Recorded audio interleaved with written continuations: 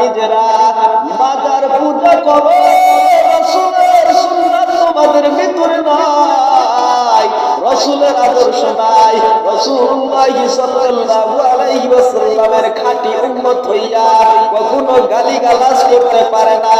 আর তোমরা জনতার ভিতরে ফিতনা ছড়াচ্ছ।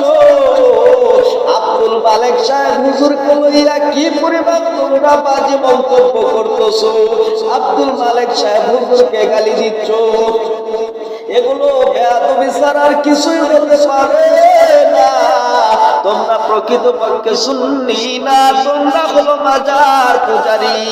এখনো সময় আছে, তওবা করিয়া আব্দুল মালেক সাহেব হুজুরের কাছে মাপ চাও, মাপ চাইয়া আল্লাহর কাছে তওবা করিয়া আম জনতার ভিতরে আর ফিতনা ছড়ায়ও না, ভালো হয়ে যাও। যদি ইন্তেকালে অবস্থায় করো তাহলে তোমার অবস্থাটা কি হবে না কি জানো?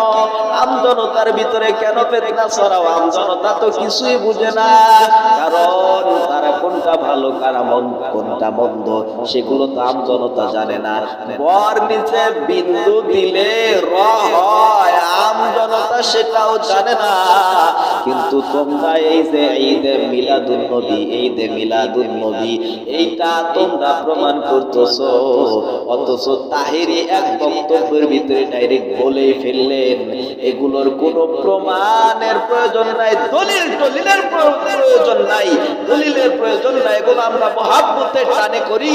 ওরে তাহেরি, তোমরা তো এগুলা করো একমাত্র ঈদ মিলাদুন নবী নাচানাচির কারণে, আনন্দ উল্লাসের কারণে, রসুলকে ভালোবাসার কারণে করো না।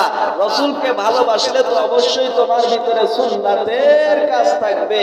সুন্নি সুন্নি দাবি করো, অথচ তোমার অন্তরের ভিতরে তাকওয়া নাই, রসুলের সুন্নাত